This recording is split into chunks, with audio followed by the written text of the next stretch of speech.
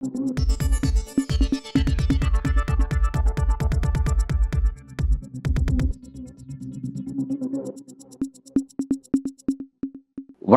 இது news focus Tamil. இன்றைய நமது அரசியல் பேசும் சிறப்பு விருந்தினராக மூத்த பத்திரிகையாளர் திரு தரசு ஷியாம் அவர்கள் இணைந்திருக்கிறார். சார் வணக்கம். வணக்கம் அன்பழகன். சார், மக்களவைத் தேர்தலுடைய ஒவ்வொரு கட்ட பரபரப்பையும் நம்ம பல நேர்காணல் நம்ம விவாதம் செஞ்சிருக்கோம், டிஸ்கஸ் பண்ணியிருக்கோம். 5ஆம் கட்ட தேர்தல் துவங்க இருக்கு அப்படிங்கிறத பாக்குறோம். ஏறத்தாழ இன்றையோட பிரச்சாரம் ஓய்வடைய இருக்கிறது பாக்குறோம். ஏற்கனவே 4 கட்டம் பாஜகவுக்கு எதிர்பார்த்த அந்த ரிசல்ட்டை கொடுக்கல அப்படின்ற மாதிரி நீங்க கடந்த காலத்துல பதிவு செஞ்சிருந்தீங்க. அது அப்படிதான் இப்பவும் இருக்குதா? இப்ப 5ஆம் கட்டத்துல பாஜக அதை மாற்றுவதற்கு வேற எதுவும் யுக்தியை வகுத்திருக்காங்களா, இல்ல 5ஆம் கட்டம் எப்படி போகும் அப்படின்னு பாக்குறீங்க சார்?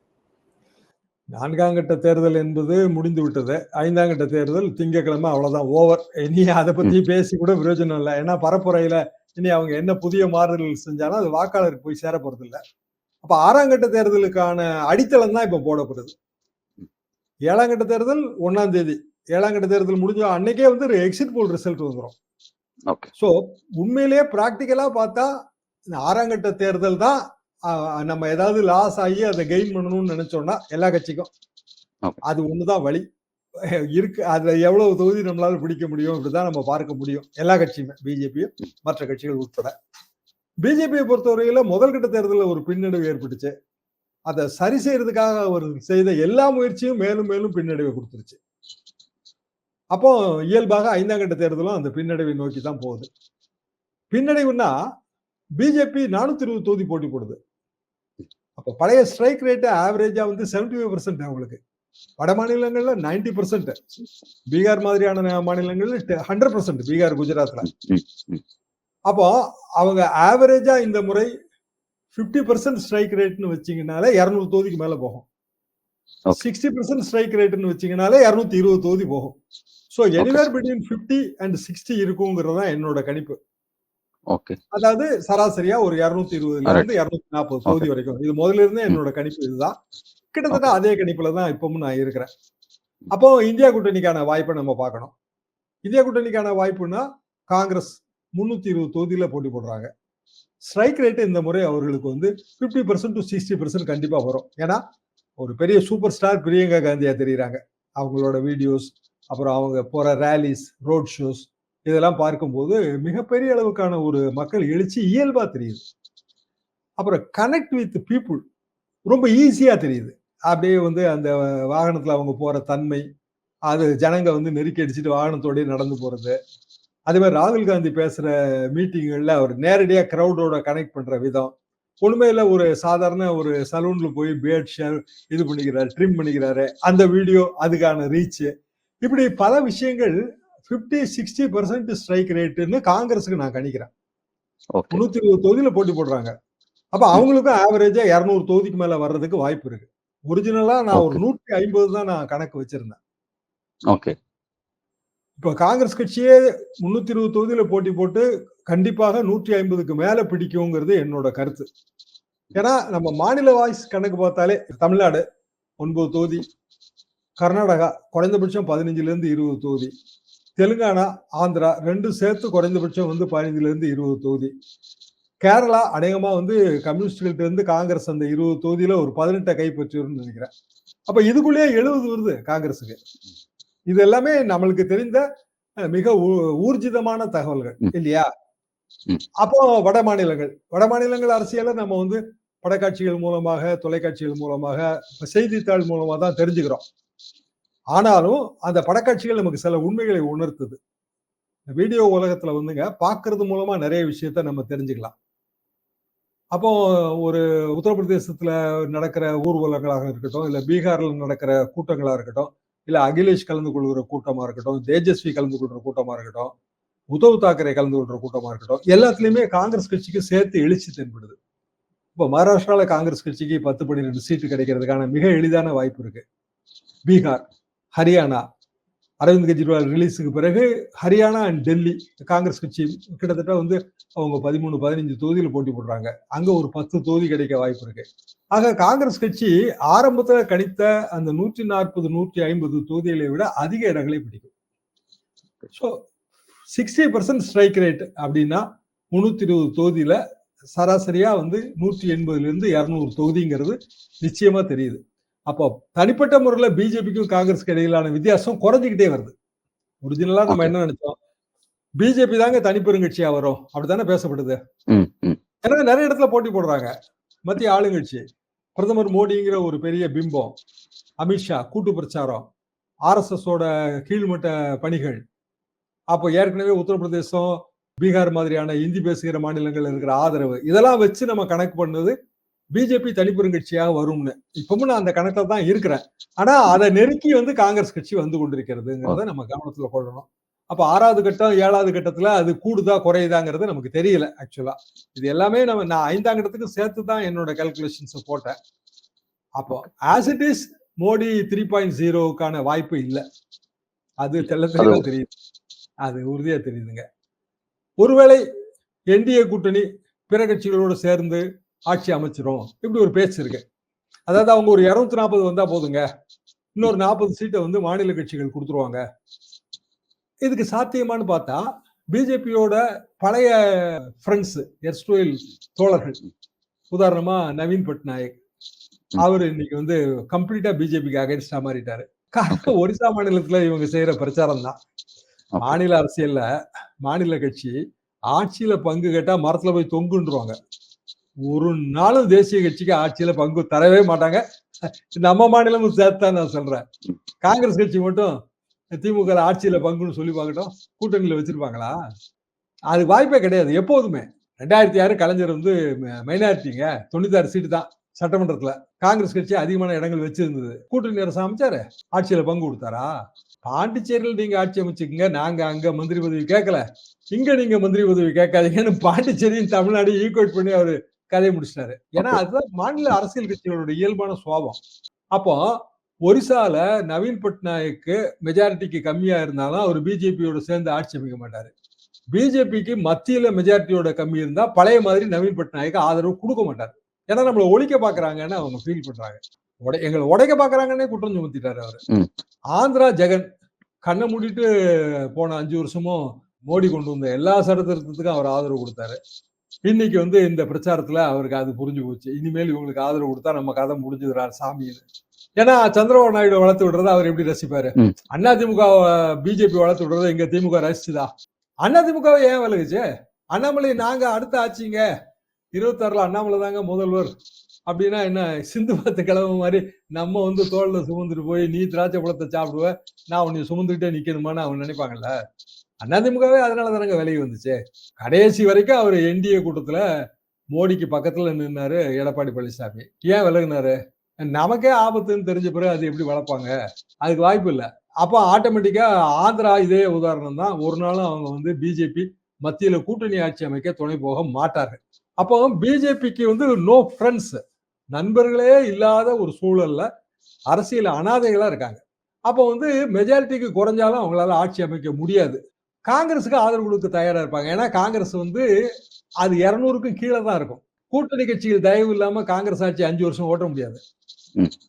அப்போ எல்லாரும் கூட்டணி கட்சி ஒரு காமன் மினிமம் ப்ரோக்ராம் வச்சு அவங்க ஆதரவு கொடுப்பாங்க. இப்ப அதை வச்சுதான் மம்தா சொல்றாங்க, நாங்க ஜெயிச்சா இந்தியா கூட்டணிக்கு வெளியில இருந்து ஆதரவுன்றாங்க.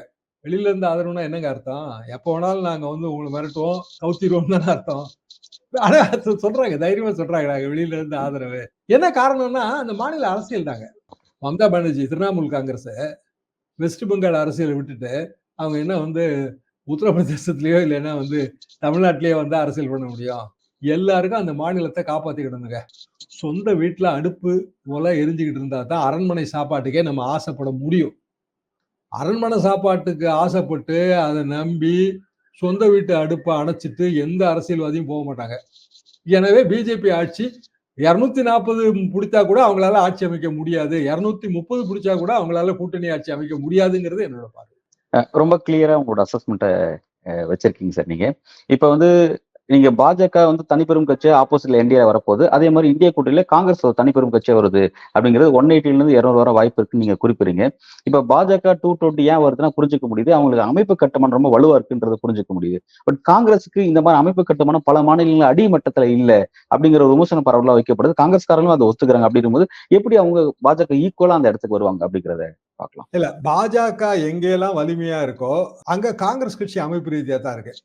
உதாரணமா மத்திய பிரதேசம், ராஜஸ்தான், ஹரியானா இங்கெல்லாம் அமைப்பு ரீதியா வலுவா தான் இருக்கு. உத்தரப்பிரதேசத்திலயும் பீகார்லயும் அவங்களுக்கு இருக்கிற கூட்டணி பார்ட்னர்ஸ் நல்ல பார்ட்னர்ஸ். உதாரணமா அகிலேஷ் கிட்ட ஒரு பெரிய அமைப்பு இருக்கு, தமிழ்நாடு மாதிரி. தமிழ்நாட்டுல திமுக கிட்ட அமைப்பு இருக்கு. காங்கிரஸ்ல என்ன அமைப்பு இருக்குன்னா ஒரு அமைப்பும் இல்ல. 9 சீட்டு ஜெயிக்கிறாங்கல்ல, போன முறை ஜெயிச்சாங்கல்ல, அவங்க சொந்த அமைப்பு பலத்திலயா, கூட்டணி பலத்துல தானே. அப்ப அதே ஃபார்முலா தானே உத்தரப்பிரதேசலயும் பீகார்லயும். ஓகே அவங்க ஃப்ரெண்ட்ஸுக்கு அமைப்பு இருந்தா போதும்ல. ஓகே அட உங்க நண்பர்கிட்ட பணம் இருந்தா உங்களுக்கு கடன் கொடுக்க மாட்டாரா? ஓகே. மாநில கட்சியினுடைய வலிமையில காங்கிரஸ் வந்து அந்த வலிமை பெற போறாங்க அப்படிங்கறத காங்கிரஸ்க்கான வலிமை எங்க இருக்குன்னா ஹரியானால இருக்குங்க, ஷூரா இருக்கு. ஈவன் ஓகே பஞ்சாப்ல கூட இருக்கு. அப்புறம் ஓகே வந்து நமக்கு தெரிஞ்ச மத்திய பிரதேசம், பிஜேபிக்கு காங்கிரஸ் இடையில வாக்கு வித்தியாசம் கம்மி தான். ராஜஸ்தான் பிஜேபிக்கு காங்கிரஸ் கட்சி இடையில வாக்கு வித்தியாசம் கம்மி தான். அது அவங்களால ஈடுகட்ட முடியும். ஈவன் ஒரு 5% வாக்கு வித்தியாசம் இருந்தா கூட ஈடுகட்ட முடியும். உத்தரப்பிரதேசத்துல காங்கிரஸ் கட்சிக்கு வாக்கு வலிமை இருக்கானா இல்ல. ஓகே ஆனா அவங்க சமாஜ்வாதிக்கு அந்த அமைப்பு பலம் இருக்கு. எனவே காங்கிரஸ் கட்சிக்கு அந்த அட்வான்டேஜ் இருக்கு, பிஜேபிக்கு அந்த அட்வான்டேஜ் இல்ல. மாநில கட்சிகள் யாரெல்லாம் வலிமையா இருக்காங்களோ அவங்க எல்லாம் வந்து காங்கிரஸ் கூட்டணியில எல்லாம் இருக்காங்க. Right sir. ஓகே. இப்ப நீங்க ஏற்கனவே குறிப்பிட்ட மாதிரி வந்து பாஜக என்டிஏல ஒரு தனிப்பெரும் கட்சியா வந்தாலும் 240 வந்தாலும் கூட அந்த ஆட்சி அமைக்கிறது வேணுங்கிற அந்த சில சீட்ஸ் வந்து இழக்கிறாங்க. அதுக்கு வந்து கூட்டணி கட்சியோட உதவி கூட கிடைக்காது அப்படிங்கிறீங்க.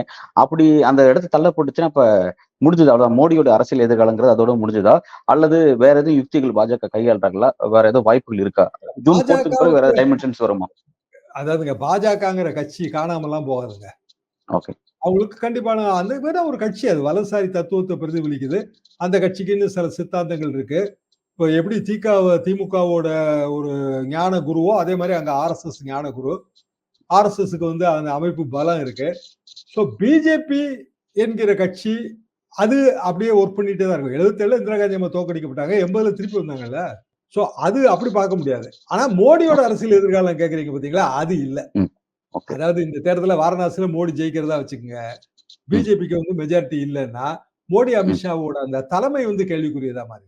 மோடிக்கு அந்த வயசு 75 ஆயிடுறாரு வேற, அது ஒரு அடுத்த சிக்கல். ஓகே. பட் அதுதான் வந்து அந்த விதி நாங்க பொருட்படுத்த மாட்டோம்னு அமித்ஷா, ராஜ்நாத் சிங் எல்லாம் குறிப்பிடுறாங்க. அதை நோக்கி நகருவாங்களா அல்லது எப்படி? அது எப்போ அப்படின்னா பிஜேபி ஃபுல் மெஜாரிட்டி, அது பழைய 300க்கும் மேல கிடைச்சா அந்த விதியை பொருட்படுத்த மாட்டாங்க. ஒரு கட்சி விதி தான், அவங்க மாத்தனா மாத்திக்கலாம், மரபுதான், விதி கூட இல்ல, கான்ஸ்டியூஷன்ல கிடையாது. பிஜேபி கான்ஸ்டியூஷன் நெட்ல அவைலபிளா இருக்குங்க, நான் அதை எடுத்து உடனே படிச்சு பார்த்தா அப்படியெல்லாம் ஒண்ணும் இல்ல.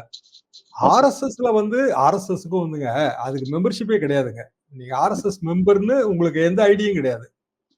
ஆர்எஸ்எஸ் ஓட ஒரு ஷாக்கா அட்டன் பண்ணாலே நீங்க ஆர்எஸ்எஸ், அவ்வளவுதான். முதல்ல இருந்தே அவங்க அப்படிதான் வச்சிருக்காங்க.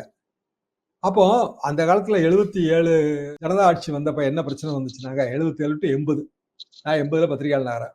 ஜனதா கட்சியில பாரதிய ஜனசங்கம் ஒரு உறுப்பினர்.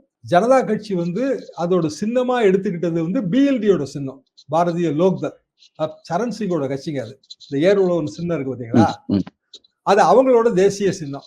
ஜனதால என்ன சின்னம் வைக்கிறது அப்படிங்கிற ஒரு வாக்குவாதம், ஒரு சர்ச்சை எழுந்தப்ப காங்கிரஸ் சின்னமும் வேண்டாம், அதாவது ஸ்தாபன காங்கிரஸ்க்கு ஒரு சின்னம் இருக்கு, அது வேண்டாம், அது ராட்டை. ஸ்தாபன காங்கிரஸ் சின்னமும் வேண்டாம், பிஜேபி சின்னம் அது தீபம் விளக்கு, அதுவும் வேண்டாம், எல்லாத்துக்கும் பொதுவா நம்ம ஏர் உழவன் சின்னம் வச்சுக்குவோம், அது வந்து இந்திய விவசாயிகளை பிரதிபலிப்பதா இருக்கணும் ஒரு முடிவுக்கு வந்து ஏர் உழவன் சின்னம். தமிழ்நாடு அதை ஒத்துக்கல. தமிழ்நாடு ஜனதா, ஐயே எங்களுக்கு ஏர் உழவன் சின்னம்லாம் எங்களுக்கு தெரியாதுங்க. 77 நீங்க திருச்சி வேலுசாமி நம்ம நண்பர்கிட்ட கேட்டு பாருங்க, அந்த கதையை சுவாரஸ்யமா சொல்லுவாரு. நான் அவரெல்லாம் ஒரே செட்டு ஃப்ரெண்ட்ஸ்.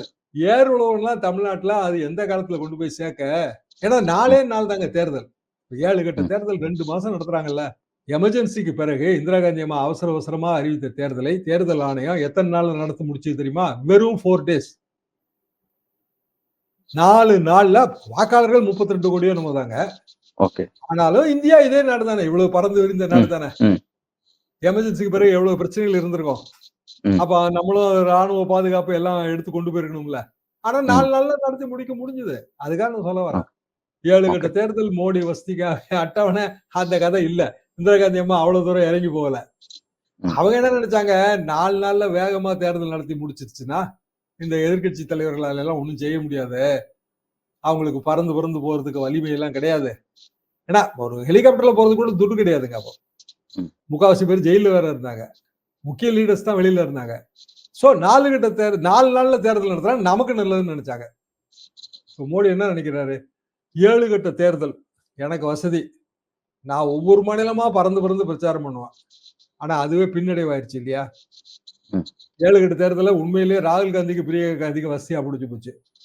ஒவ்வொரு கட்டத்திலயும் ஏற்படுற பின்னடைவு பாரதிய ஜனதாவை கீழ இழுக்குது. எவ்வளவு விமர்சனம் வருது பாருங்க. 2 மாசத்துக்கு முன்னாடி இதெல்லாம் யாராவது சொன்னா நம்பியிருப்பீங்களா? இப்ப இன்னைக்கு நமக்கே ஆ. தெரியுது. ம். அப்போ நம்ம ரூல்ஸ நம்ம இஷ்டத்துக்கு வளைக்கும் போது, எதிரிக்கு சாதகமா முடிஞ்சு போகுது. இந்திரா காந்திக்கும் அது பாதகமா முடிஞ்சது 1977ல. அதுக்கு பிறகு இந்த சின்ன பிரச்சனை அதுல குழம்புனாங்க. சரி கதை முடிஞ்சுதுன்னு நெனைச்சாங்க இந்திரா காந்தி. டக்குன்னு அவங்க வந்து இவன் 4 நாள் சொன்ன உடனே அவங்களுக்கு திங்க் பண்றதுக்கே நேரம் இல்ல. இதுல சண்டை போட்டுட்டு இருந்தா சோலி முடிஞ்சுதியான்னு சொல்லி ஏர் உழவனை ஏத்துக்கிட்டாங்க. ஏர் உழவன் மாநிலங்கள்ல எதிர்ப்பு இருந்தும் ஏத்துக்கிட்டாங்க. அதுக்கு பிறகு மொராய் தேசாய் ஆட்சி அமைச்சாச்சு. இந்திரா காந்தி தோத்தாச்சு. அதுக்கு பிறகு மாபெரும் பிரச்சனையா வந்தது என்னன்னா, நான் ஆரம்பத்துல சொன்ன ஆர்எஸ்எஸோட உறுப்பினர்ஷிப். அப்ப பாரதிய ஜனசங்கம் பெரிய வாஜ்பாய், அத்வானி உள்ளிட்ட பெரிய தலைவர்கள் ஆர்எஸ்எஸ்ல தீவிர உறுப்பினர்கள். ஜனதா என்ன சொல்லுச்சுன்னா, நீங்க ஜனதா உறுப்பினர். ஏர் உழவன் சின்னத்துல போட்டி போட்டு ஜெயிச்சிருக்கீங்க. ஒருத்தர் வந்து 2 இதுல எப்படி உறுப்பினரா இருக்க முடியும்? 1ல தானே இருக்கணும். நீங்க திமுகல அதிமுகல உறுப்பினரா இருக்க முடியாதுல்ல. ம். 1ல தானே இருக்க முடியும். ம். அப்ப நீங்க அதை விடுங்கன்னாங்க.